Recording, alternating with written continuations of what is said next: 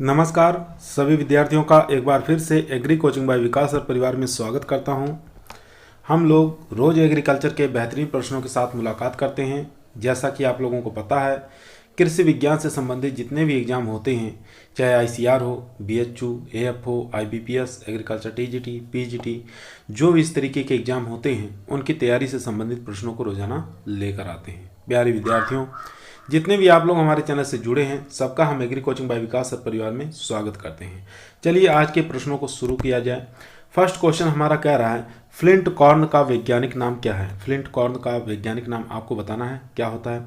जिया मेज इंडुराटा, जिया मेज ट्यूनिकाटा, जिया मेज सेकेराटा या जिया मेज सेराटीना। तो इन चारों में से बताइए कौन सा करेक्ट आंसर हो जाएगा। तो इसका करेक्ट आंसर हो जाएगा यहाँ पर जिया मेज इंडुराटा। ये होता है फ्लिंट कॉर्न का वैज्ञानिक नाम। ठीक है, इसको आप याद रखेंगे। काफ़ी इसको इंडियन मेज के नाम से भी जाना जाता है। ठीक है, इंडियन मेज के नाम से भी इसको जाना जाता है, भारतीय मक्का के नाम से भी जाना जाता है, याद रखेंगे। इसका सबसे पहले नामकरण किसने किया था? तो किप्स ने किया था। ठीक है, किप्स नामक वैज्ञानिक ने किया था। सन भी आपको याद रखना है 1959 में। चलते हैं क्वेश्चन नंबर 2 पर। क्वेश्चन नंबर 2 आपके स्क्रीन पर है।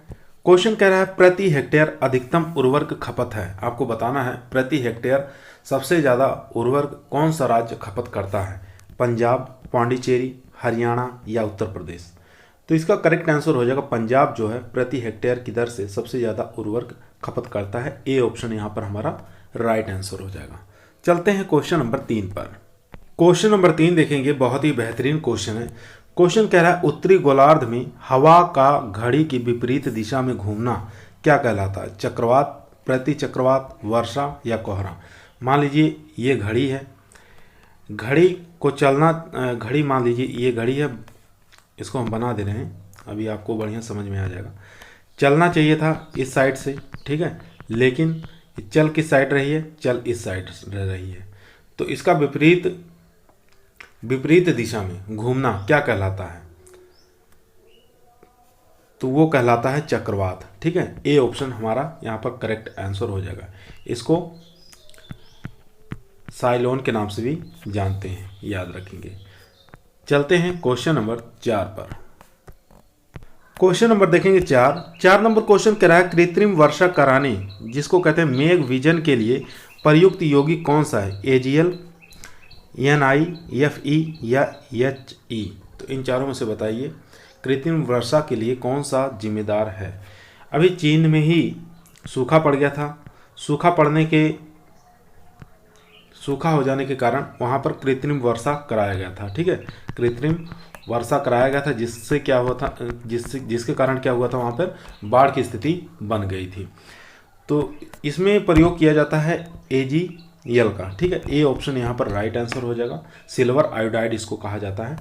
चलते हैं क्वेश्चन नंबर 5 पर। क्वेश्चन नंबर 5 आपके स्क्रीन पर है।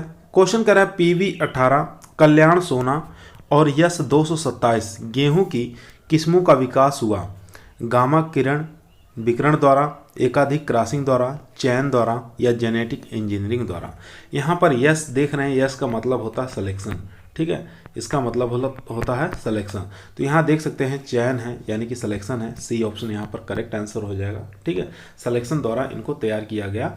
यस 227, कल्याण सोना, PV18 इन किस्मों को। चलते हैं क्वेश्चन नंबर 6 पर। क्वेश्चन नंबर 6 आपकी स्क्रीन पर है। क्वेश्चन कह रहा है, गोसिपियम हिरसुटम है। आपको बताना गोसिपियम हिरसुटम क्या है। न्यू वर्ड टेट्राप्लॉइड है, ओल्ड वर्ड टेट्राप्लॉइड है या न्यू वर्ड डाइप्लॉइड है या ओल्ड वर्ड डाइप्लॉइड है। तो इन चारों में से बताइए कौन सा करेक्ट आंसर हो जाएगा। 2 चीज़ आप याद रखेंगे, एक गोसिपियम हिरसुटम, एक गोसिपियम बारबेडेंस। ठीक है, बारबेडेंस। ये 2 ऐसी कपास हैं जिसको न्यू वर्ड टेट्राप्लॉइड के नाम से जाना जाता है। ठीक है, ए ऑप्शन यहाँ पर हमारा राइट आंसर हो जाएगा। इन दोनों को याद रखेंगे, न्यू वर्ड टेट्राप्लॉइड कपास के नाम से जाना जाता है। कपास को ही क्या कहा जाता है? किंग ऑफ फाइबर के नाम से जाना जाता है। किंग ऑफ फाइबर के नाम से जाना जाता है, सिल्वर गोल्ड के नाम से जाना जाता है, याद रखेंगे। और एक चीज़ और ध्यान देंगे, कि गोल्डन फाइबर जूट के रेशे को कहा जाता है। ठीक है, याद रखें, गोल्डन फाइबर अगर पूछ ले तो इसको जूट के रेशे को गोल्डन फाइबर के नाम से जाना जाता है। चलते हैं क्वेश्चन नंबर 7 पर। दोस्तों, यदि आप लोगों को एग्रीकल्चर की किसी भी एग्जाम में सिलेक्शन लेना है तो ईमानदारी के साथ चैनल को जरूर सब्सक्राइब करें। यह आपका परिवार है जो सरकारी नौकरी की तरफ ले जाएगा। तो क्वेश्चन नंबर 7 आपकी स्क्रीन पर है, इसको ध्यानपूर्वक पढ़िए और इसका आंसर दीजिए। रूट प्रेशर के कारण हो सकता है, रूट प्रेशर का कारण क्या हो सकता है ये आपको बताना है। फर्स्ट ऑप्शन है जड़ के अवशोषित भाग के जाइलम में पानी का ऑस्मोटिक प्रवाह। बी ऑप्शन है वाष्पोत्सर्जन के कारण पौधों के जाइलम में जल की हानि। सी ऑप्शन है पत्तियों के कम पानी की क्षमता। डी ऑप्शन है पत्तियों के उच्च जल क्षमता। तो इसका करेक्ट आंसर हो जाएगा यहाँ पर ए ऑप्शन, जड़ के अवशोषित भाग के जाइलम में पानी का ऑस्मोटिक प्रवाह। ठीक है, ए ऑप्शन यहाँ पर हमारा राइट आंसर हो जाएगा। चलते हैं क्वेश्चन नंबर 8 पर। क्वेश्चन नंबर 8 आपके स्क्रीन पर है। क्वेश्चन कह रहा है गर्म मौसम में पत्तियों का मुरझाना किसके कारण होता है। ठीक है, गर्म अगर मौसम है तो पानी की कमी हो जाएगी, ये चीज़ ध्यान देंगे। और इसमें मुरझाने का कारण क्या है, FeNCu, NaCu, कैल्शियम, पोटास या फेरस मैग्नीज। तो इन चारों में से बताइए कौन सा करेक्ट आंसर हो जाएगा। तो इसका करेक्ट आंसर हो जाएगा Fe कॉपर। ठीक है, ए ऑप्शन यहाँ पर हमारा राइट आंसर हो जाएगा। काफ़ी अच्छा क्वेश्चन है, बहुत बार एग्जाम में पूछा गया है। चलते हैं क्वेश्चन नंबर 9 पर। क्वेश्चन नंबर 9 देखेंगे, स्कर्वी रोग किसकी कमी से होता है। रेटिनॉल, थायमीन, निकोटिनिक एसिड या स्कॉर्बिक एसिड। तो स्कर्वी रोग किसकी कमी से होता है, काफ़ी बार एग्जाम में पूछा गया है क्वेश्चन। बात करें ए, विटामिन ए की कमी से क्या होता है, रतौंधी हो जाता है, याद रखेंगे, ये भी एग्जाम में बहुत बार पूछा है। बी की कमी से बेरी रोग हो जाता है। ठीक है, और त्वचा का फटना, ये भी विटामिन बी की कमी से होता है। सी की कमी से क्या होता है, स्कर्वी। ठीक है, स्कर्वी हो जाता है। और विटामिन डी की कमी से क्या होता है, रिकेट्स हो जाता है। ठीक है, रिकेट्स हो जाता है या सूखा रोग हो जाता है। और विटामिन ई की कमी से क्या होता है, विटामिन ई की कमी से बांझपन हो जाता है, याद रखेंगे। तो यहाँ पर करेक्ट आंसर जो हो जाएगा हमारा एस्कॉर्बिक एसिड, यानी डी ऑप्शन यहाँ पर हमारा राइट आंसर हो जाएगा। चलते हैं क्वेश्चन नंबर 10 पर। क्वेश्चन नंबर देखेंगे 10 नंबर क्वेश्चन कर रहा है वे प्रोटीन मौजूद है। वे प्रोटीन बताना है किस में मौजूद होती है, गेहूं में, चावल में, दूध में या सोयाबीन में। तो वे प्रोटीन जो है ये मौजूद होती है दूध में। ठीक है, सी ऑप्शन यहाँ पर हमारा राइट आंसर हो जाएगा। गेहूं के अंदर ग्लूटीन नामक प्रोटीन होती है। ठीक है, ग्लूटीन नामक प्रोटीन गेहूं में होती है। चलते हैं क्वेश्चन नंबर 11 पर। क्वेश्चन नंबर देखेंगे 11 नंबर क्वेश्चन कह रहा है मूंगफली का तेल भंडार मौजूद है। आपको बताना मूंगफली का जो तेल होता है सीड के अंदर कौन से भाग में मौजूद होता है, भ्रूण में, कोटिलेंट्स में या एंडोस्पर्म में या भूमिगत कंद में। तो ये जो मौजूद होता है, मान लीजिए मूंगफली है, इसके अंदर ये सीड पड़ा हुआ है, तो ये जो होता है कोटिलेंट्स के अंदर तेल जो होता है मौजूद होता है। तो हमारा बी ऑप्शन यहाँ पर हमारा राइट आंसर हो जाएगा। इसके अंदर जो तेल की मात्रा पाई जाती है वो 45 से लेकर 47% तक ऑयल की मात्रा पाई जाती है। ठीक है, याद रखेंगे, काफ़ी अच्छा क्वेश्चन है। चलते हैं क्वेश्चन नंबर 12 पर। क्वेश्चन नंबर देखेंगे 12 नंबर क्वेश्चन कह रहा है मक्का में एक ही पीढ़ी के विदेशी पराग के प्रभाव को जाना जाता है। ठीक है, मेटाजीनिया, जीनिया या सिंथेटिक प्रभाव या उत्परिवर्तन। काफ़ी अच्छा क्वेश्चन है। मेटाजीनिया की बात कर लेते हैं तो मेटाजीनिया जो है आपको देखने को मिलता है पपीता के अंदर और खजूर के अंदर। ठीक है, इनके अंदर मेटाजीनिया देखने को मिलता है। ये लाभकारी प्रभाव होता है दोनों, ये फलों पर इनका प्रभाव पड़ता है। ठीक है, फलों पर प्रभाव पड़ता है। जीनिया की बात कर लेते हैं, यही हमारा करेक्ट आंसर हो जाएगा। मक्का में एक पीढ़ी से विदेशी पराग के प्रभाव को जाना जाता है, जीनिया के नाम से जाना जाता है। जीनिया क्या होता है, इसके कारण क्या होते हैं, सीड जो होते हैं रंग बिरंगे दिखते हैं। आप लोग देखे होंगे सीड जो होते हैं रंग बिरंगे दिखते हैं कलर में, कोई ब्लैक कलर, कोई रेड कलर, कोई येलो कलर, ठीक है, कोई वाइट कलर। इस प्रकार के जो कलर आते हैं रंग बिरंगे वो जीनिया के कारण आते हैं, याद रखेंगे। बी ऑप्शन हमारा राइट आंसर हो जाएगा। चलते हैं क्वेश्चन नंबर 13 पर।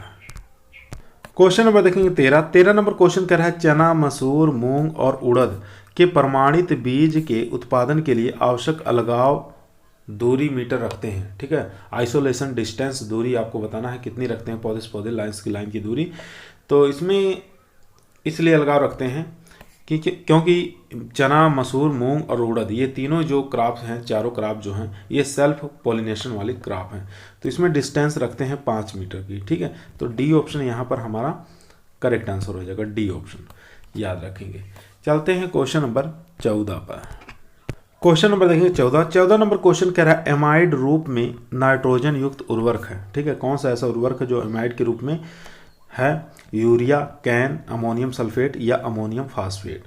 तो अमोनियम सल्फेट की बात करें तो ये धान की खेती के लिए सबसे प्रिय उर्वरक माना गया है। कैन यहाँ पर लिखा है, इसको सोना के नाम से भी जाना जाता है, किसान खाद के नाम से भी जाना जाता है। यहाँ पर जो हमारा करेक्ट आंसर हो जाएगा यूरिया हो जाएगा, ए ऑप्शन यहाँ पर करेक्ट आंसर हो जाएगा, ठीक है। यहाँ पर बात करें यूरिया जो 2 रूपों में पाया जाता है, एक NH4 धन आयन के रूप में रहता है, दूसरा हमारा जो रहेगा NO3 ऋण आयन के रूप में रहेगा। इन 2 रूपों में पाया जाता है। तो यही हमारा करेक्ट आंसर हो गया, ए ऑप्शन। चलते हैं क्वेश्चन नंबर 15 पर।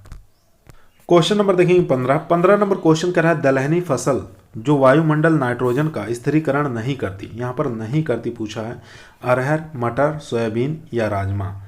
तो यहाँ पर करेक्ट आंसर हो जाएगा हमारा डी ऑप्शन। राजमा जो है ये दलहनी फसलों को वायुमंडल से नाइट्रोजन को स्थिरीकरण नहीं करती, इसीलिए इसको नाइट्रोजन की अधिक मात्रा दी जाती है, अलग से डाला जाता है, ठीक है। तो इसको नाइट्रोजन की मात्रा जो दिया जाता है 100 से लेकर 120 किलोग्राम प्रति हेक्टेयर की दर से इसको दिया जाता है नाइट्रोजन की मात्रा, ठीक है। राजमा को ही हम किडनी बीन के नाम से भी जानते हैं, बहुत बार एग्जामों में पूछा गया है कि किडनी बीन किसे कहा जाता है, तो किडनी बीन कहा जाता है राजमा को, याद रखेंगे। चलते हैं क्वेश्चन नंबर 16 पर। क्वेश्चन नंबर देखेंगे 16, ज्वार की दोहरे उद्देश्य वाली किस्म कौन सी है? दोहरे उद्देश्य का मतलब होता है एक तो हरा चारा हमें प्राप्त हो जाए, दूसरा है बीज उत्पादन हो जाए, ठीक है, बीज उत्पादन हो जाए, तो इसी को कहा जाता है दोहरे उद्देश्य वाली किस्म। तो देखते हैं CSV 15, पंतचरी 5, CSH 13R या सभी। तो इसका करेक्ट आंसर हो जाएगा, जितनी भी आप देख रहे हैं किस्म जो है ये सभी के सभी कैसी हैं? दोहरे उद्देश्य वाली क्रॉप्स हैं। तो डी ऑप्शन यहाँ पर हमारा राइट आंसर हो जाएगा। चलते हैं क्वेश्चन नंबर 17 पर। क्वेश्चन नंबर देखेंगे 17 नंबर क्वेश्चन कह रहा है यूपी 319 किस्म है, आपको बताना है यूपी 319 किसकी किस्म है? धान की, गेहूं की, ज्वार की, बाजरा की। तो धान की होगी नहीं ये किस्म, यहाँ पर गेहूं हमारा करेक्ट आंसर हो जाएगा, गेहूं की किस्म है ये यूपी 319, ठीक है। HB करके अगर देता तो ये बाजरा की किस्म हो जाती। चलते हैं क्वेश्चन नंबर 18 पर। क्वेश्चन नंबर देखेंगे 18, धान की गेहूं फसल प्रणाली में इकाइनोक्लोआ क्लोनम के नियंत्रण के लिए कौन सा शाकनाशी अधिक प्रभावशाली है? ठीक है, इकाइनोक्लोआ क्लोनम जो होता है, यानी इसको सांवा के नाम से जाना जाता है, इसके नियंत्रण के लिए किसका प्रयोग किया जाता है? कौन सा शाकनाशी का प्रयोग किया जाता है? तो देखते हैं, ब्यूटाक्लोर है, मेथियोक्लाइक्लोर है, एलाक्लोर है, आइसोप्रोटोरॉन। आइसोप्रोटोरॉन के बारे में आप लोग जानते हैं, इसका प्रयोग हम गेहूं की फसल में करते हैं, याद रखेंगे। और यहाँ पर ब्यूटाक्लोर हमारा करेक्ट आंसर हो जाएगा, ए ऑप्शन यहाँ पर राइट आंसर। इसी को हम मेचेटी के नाम से भी जानते हैं, ठीक है, मेचेटी के नाम से भी जाना जाता है। एलाक्लोर यहाँ पर देख रहे हैं, इसको हम लासो के नाम से भी जानते हैं, लासो, एलाक्लोर। तो ए ऑप्शन यहाँ पर हमारा राइट है। चलते हैं क्वेश्चन नंबर 19 पर। क्वेश्चन नंबर देखेंगे 19 नंबर क्वेश्चन कह रहा है तांबे की कमी से होने वाला रिक्लेमेशन डिजीज 9 पुनः प्राप्त अम्ल पर उगने वाले पौधों में होता है। तो कौन से पौधों में होता है? तो ये आपको बताना है, हिस्टोसोल, अल्फिसोल, एरिडोसोल या अल्टीसोल। तो इसका करेक्ट आंसर हो जाएगा यहाँ पर हिस्टोसोल, ए ऑप्शन यहाँ पर हमारा राइट आंसर हो जाएगा। चलते हैं क्वेश्चन नंबर 20 पर। क्वेश्चन नंबर देखेंगे 20 नंबर क्वेश्चन कर रहा है क्षारीय मिट्टी को किसके प्रयोग से पुनः प्राप्त किया जा सकता है? यानी क्षार वाली जो मिट्टी है किसका प्रयोग करें कि पुनः हम उसको वापस ला सकते हैं, सुधारा जा सकता है, ठीक है। तो जिप्सम का प्रयोग करके सुधार सकते हैं, या मूल लावा का प्रयोग करके सुधार सकते हैं, या चूना या कैल्साइट। तो इसका करेक्ट आंसर हो जाएगा यहाँ पर जिप्सम के माध्यम से हम इसको सुधार सकते हैं, ठीक है। जो क्षार वाली मिट्टी होती है जिप्सम के माध्यम से सुधार सकते हैं। और यहाँ पर जो बेसिक स्लाग है जिसको मूल लावा कहते हैं, बेसिक स्लग के नाम से जाना जाता है, ये अम्लीय भूमि को सुधारने के रूप में किया जाता है। चूना का प्रयोग भी अम्लीय भूमि के सुधार के रूप में प्रयोग किया जाता है। कैल्साइट का भी प्रयोग अम्लीय मिट्टी में सुधारने के रूप में प्रयोग किया जाता है। लेकिन जिप्सम जो है क्षारीय मृदा को सुधारने के रूप में प्रयोग किया जाता है। इसका सूत्र भी कभी कभी पूछ लेता है, कैल्शियम सल्फेट, ठीक है, और 2H2O, ये इसका सूत्र होता है। और इसी के साथ आप याद रखेंगे और भी कुछ हैं जो क्षारीय मृदा को सुधार सकते हैं, जैसे फास्फोजिप्सम, ठीक है, फास्फोजिप्सम का प्रयोग करके भी हम क्षारीय मिट्टी को सुधार सकते हैं। दूसरा लिखेंगे FeS2, इसके माध्यम से भी सुधार सकते हैं, और H2SO4, ठीक है, इसके माध्यम से भी हम क्षारीय मृदा को सुधार सकते हैं। तो ए ऑप्शन हमारा यहाँ पर राइट है। चलते हैं क्वेश्चन नंबर 21 पर। क्वेश्चन नंबर देखेंगे 21 नंबर क्वेश्चन कह रहा है, मिट्टी के रंग के आधार पर विभिन्न मिट्टी का उत्पादकता स्तर नीचे दिया गया है। निम्नलिखित में से कौन सी व्यवस्था सही है? तो देखते हैं, ब्लैक, इसके बाद रस्ट ब्राउन, इसके बाद येलो, क्या ग्रे। उसके बाद बी वाला ऑप्शन है, पहले ग्रे आता है, उसके बाद येलो, फिर रस्ट ब्राउन या ब्लैक।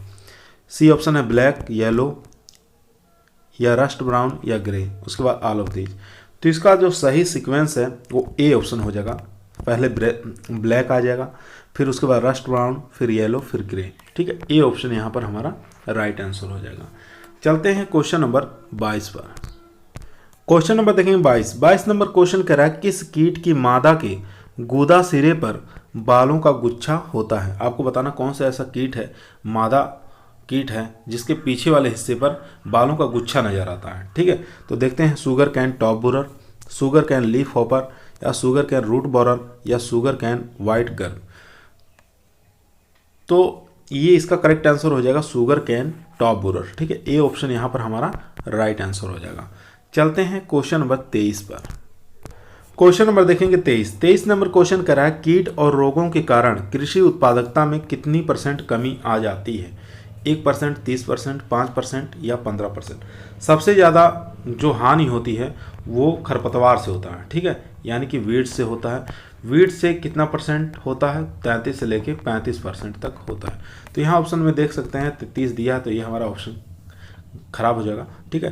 तो यहाँ पर हमारा जो करेक्ट आंसर हो जाएगा वो हो जाएगा डी ऑप्शन, ठीक है। 15% जो होता है ये कीट और रोगों के कारण कृषि उत्पादकता में कमी आ जाती है। D option right. चलते हैं क्वेश्चन नंबर 24 पर। क्वेश्चन नंबर देखेंगे 24 नंबर कह रहा है, पायरिला एक गंभीर कीट है। पायरिला पार्पुसेला, ठीक है, ये एक किस गंभीर कीट है? कौन सी फसल का है? चावल का, गन्ना का, मक्का का या गेहूं का? तो पायरिला जो है प्रमुख और भयंकर कीट माना जाता है किस फसल का? ये गन्ने का, यानी बी ऑप्शन यहाँ पर राइट आंसर हो जाएगा। मक्का का प्रमुख कीट होता है स्टेम बूरर, ठीक है, स्टेम बूरर होता है। गेहूं का प्रमुख कीट जो होता है वो टर्माइट होता है, याद रखिए। चलते हैं क्वेश्चन नंबर 25 पर। क्वेश्चन नंबर देखेंगे 25 नंबर क्वेश्चन कह रहा है, गेहूं के किस प्रकार की रोली नहीं पाई जाती है? ठीक है, आपको बताना है नहीं पाई जाती है कौन सी रोली गेहूं की। सफ़ेद रोली, काली रोली, भूरी रोली या पीली रोली। पीली रोली इसमें पाई जाती है, ठीक है। ये कहाँ पर पाई जाती है? इसको स्ट्रिप रस्ट के नाम से भी जाना जाता है, ठीक है, स्ट्रिप रस्ट के नाम से भी जाना जाता है। भूरी रोली जो यहाँ पर आप देख रहे हैं, ये इसका प्रभाव किस पर होता है? तो इसका प्रभाव लीफ पर होता है, याद रखेंगे। काली रोली जो यहाँ पर दिया हुआ है, इसका प्रभाव पड़ता है स्टेम पर, ठीक है। तो ये तीनों पाई जाती है, लेकिन सफ़ेद रोली इसमें नहीं पाई जाती। ए ऑप्शन यहाँ पर राइट आंसर हो जाएगा। सफ़ेद रोली को हम कीलर रस्ट के नाम से भी जानते हैं, ठीक है, कीलर रस्ट के नाम से भी जाना जाता है। ये पाया जाता है सरसों के अंदर, ठीक है, सरसों की क्रॉप्स के अंदर। चलते हैं क्वेश्चन नंबर 26 पर। क्वेश्चन नंबर 23 को एक बार दोबारा देख लीजिएगा, थोड़ा इसमें मिस्टेक हो गया है। कीट और रोग के कारण कृषि उत्पादकता में कमी आ जाती है। हमने बताया 15%, लेकिन 15% नहीं होगा। अगर यहाँ पर इंसेक्ट देता, ठीक है, अगर आपको यहाँ पर क्या देता, इंसेक्ट देता, तो 15% हो जाता। लेकिन यहाँ पर डिजीज और कीट दोनों दे रखा है, ठीक है, तो इसलिए डिजीज और पेस्ट दोनों के लिए 15 + 15, ठीक है, 15 + 15 ये हो गया 30। ठीक है। तो इन पेस्ट का कितना हो गया 15% और रोग का कितना हो गया 15%, दोनों का हो गया 30%। ठीक है, तो इसलिए आंसर हमारा हो जाएगा बी ऑप्शन। ठीक है, बी ऑप्शन हमारा करेक्ट आंसर हो जाएगा। चलते हैं क्वेश्चन नंबर 26 पर। क्वेश्चन नंबर 26 आपके स्क्रीन पर है। क्वेश्चन कर है चावल के भूरे धब्बा का रोग का कारण क्या है। ठीक है, आपको बताना है ब्राउन स्पॉट ऑफ राइस का कारण क्या है। सॉयल बर्न द्वारा होता है, सीड बर्न द्वारा होता है, या सॉयल एंड सीड बर्न दोनों द्वारा होता है, या नन ऑफ दीज, इनमें से कोई नहीं। तो इसका करेक्ट आंसर हो जाएगा ये सॉयल द्वारा भी होता है और सीड द्वारा भी होता है। तो सी ऑप्शन यहाँ पर हमारा राइट आंसर हो जाएगा। चलते हैं क्वेश्चन नंबर 27 पर। क्वेश्चन नंबर देखेंगे 27 नंबर क्वेश्चन कर रहा है ग्लेडियोलस का प्रसार किसके माध्यम से होता है। ग्लेडियोलस का प्रोपोगेशन किसके माध्यम से किया जाता है। रनर्स द्वारा, सकर्स द्वारा, क्रोम्स द्वारा, या रनर्स द्वारा। तो इसका करेक्ट आंसर हो जाएगा क्रोम्स द्वारा। ठीक है, सी ऑप्शन यहाँ पर राइट आंसर हो जाएगा। इसको हम घनकंद के नाम से भी जानते हैं। यहाँ पर सकर्स के माध्यम से किस में किया जाता है, याद रखेंगे केला में किया जाता है। चलते हैं क्वेश्चन नंबर 28 पर। क्वेश्चन नंबर देखेंगे 28 नंबर क्वेश्चन कह रहा है लौकी की ग्रीष्मकालीन फसल की इष्टतम बीज दर कितनी रखते हैं। ठीक है, लौकी की गर्मियों को अगर इसमें बुआई कर रहे हैं तो सीड रेट कितना रखते हैं, 5 से 6 किलोग्राम, 6 से 7, 4 से 5, या 8 से 10। तो इसका करेक्ट आंसर हो जाएगा 4 से लेके 5 किलोग्राम सीड रेट लगता है लौकी की ग्रीष्मकालीन बुआई के लिए। ठीक है, सी ऑप्शन यहाँ पर राइट है। चलते हैं क्वेश्चन नंबर 29। क्वेश्चन नंबर देखेंगे 29, काफ़ी फेमस क्वेश्चन है। शुगर बेबी एक किस्म है, काफ़ी अच्छा क्वेश्चन है, याद रखेंगे। तरबूज है, खरबूज है, ए और बी दोनों उपयुक्त में से कोई नहीं। तो शुगर बेबी एक किस्म है वाटरमेलन की, यानी कि कह सकते हैं तरबूज की किस्म है। ए ऑप्शन यहाँ पर राइट आंसर है। चलते हैं क्वेश्चन नंबर 30 पर। क्वेश्चन नंबर देखेंगे 30 नंबर क्वेश्चन कह रहा है फार्म साइंस सेंटर किसका पर्याय है। ठीक है, किसके अधीन काम करता है। FTC, FDG, KVK, या टेली क्लब। तो इसका करेक्ट आंसर हो जाएगा KVK। ठीक है, फार्म साइंस सेंटर का दूसरा नाम भी है फार्म, इसका KVK के नाम से जाना जाता है, याद रखेंगे। सी ऑप्शन यहाँ पर राइट आंसर हो जाएगा। फर्स्ट जो KVK था किसके अंडर में काम करता था, तो आपको याद होना चाहिए तमिलनाडु। ठीक है, तमिलनाडु एग्रीकल्चर यूनिवर्सिटी के अंदर में काम करता था। ठीक है, चलते हैं क्वेश्चन नंबर 31 पर। दोस्तों, यदि आप लोगों को एग्रीकल्चर के किसी भी एग्जाम में सिलेक्शन लेना है तो ईमानदारी के साथ चैनल को जरूर सब्सक्राइब करें। यह आपका परिवार है जो सरकारी नौकरी की तरफ ले जाएगा। क्वेश्चन नंबर 31 आपके स्क्रीन पर है, इसको ध्यानपूर्वक पढ़िए और इसका आंसर दीजिए। राष्ट्रीय कृषि प्रौद्योगिकी परियोजना की शुरुआत कब की गई थी। 1995-96 में, 1998-99 में, 2000, 2001, 2002, 2003। तो इसका करेक्ट आंसर हो जाएगा यहाँ पर 1998-99 में इसकी शुरुआत हुई थी। तो बी ऑप्शन यहाँ पर हमारा राइट आंसर हो जाएगा। चलते हैं क्वेश्चन नंबर 32 पर। क्वेश्चन नंबर देखेंगे 32 नंबर क्वेश्चन कह रहा है दुग्ध श्रावण काल के बढ़ने के साथ साथ निम्नलिखित में से कौन सा बढ़ेगा। कैल्शियम, फास्फोरस बढ़ेगा, कैल्शियम बढ़ेगा, या फैट बढ़ेगा, या सभी बढ़ेंगे। तो इसका करेक्ट आंसर हो जाएगा यहाँ पे इनमें से सभी बढ़ेंगे। ठीक है, जैसे जैसे दुग्ध श्रावण काल बढ़ता है वैसे वैसे कैल्शियम, फास्फोरस और फैट की मात्रा भी बढ़ती जाती है। तो डी ऑप्शन यहाँ पर राइट आंसर हो जाएगा। चलते हैं क्वेश्चन नंबर 33 पर। क्वेश्चन नंबर देखेंगे 33 नंबर क्वेश्चन कह रहा है कीटोसिस बकरी के झुंड का एक गंभीर रोग है जो किसके कारण होता है। कार्बोहाइड्रेट और वसा के चयापचय संबंधी विकार, जिसको मेटाबॉलिक डिसऑर्डर कहते हैं, या बैक्टीरिया के कारण, या वायरस के कारण, या बाहरी परजीवियों के कारण। तो इसका करेक्ट आंसर हो जाएगा ए ऑप्शन, कार्बोहाइड्रेट और वसा के चयापचय संबंधी विकार। ठीक है, इसके कारण ये कीटोसिस बकरी के झुंड का एक रोग लगता है। चलते हैं क्वेश्चन नंबर 34 पर। क्वेश्चन नंबर देखेंगे 34 नंबर क्वेश्चन कह रहा है किसके द्वारा ग्रामीण ढांचागत निधि का स्थापना की गई, या प्लस में आप जोड़ सकते हैं एग्रीकल्चर की। ठीक है, एग्रीकल्चर की। RBI, नाबार्ड, या IDRB, या SBI। तो इसका करेक्ट आंसर हो जाएगा यहाँ पर नाबार्ड। बी ऑप्शन यहाँ पर राइट आंसर हो जाएगा। चलते हैं क्वेश्चन नंबर 35 जो कि आज का हमारा लास्ट क्वेश्चन रहेगा। क्वेश्चन नंबर 35 राष्ट्रीय प्रदर्शन उदाहरण है। ठीक है, आपको बताना राष्ट्रीय प्रदर्शन उदाहरण है, किसका उदाहरण है। फर्स्ट लाइन प्रदर्शन का, या फ्रंट लाइन प्रदर्शन का या फ्यूचर लाइन प्रदर्शन का, उपयुक्त सभी। तो इसका करेक्ट आंसर हो जाएगा फर्स्ट लाइन प्रदर्शन का। जो किसान के यहाँ लगाते हैं प्रदर्शन, वो फर्स्ट लाइन प्रदर्शन हमारा कहलाता है। तो ए ऑप्शन यहाँ पर राइट आंसर हो जाएगा। आज का वीडियो हमारा यहीं समाप्त हुआ। कल फिर मिलते हैं एक नए वीडियो के साथ। तब तक सभी लोगों को धन्यवाद।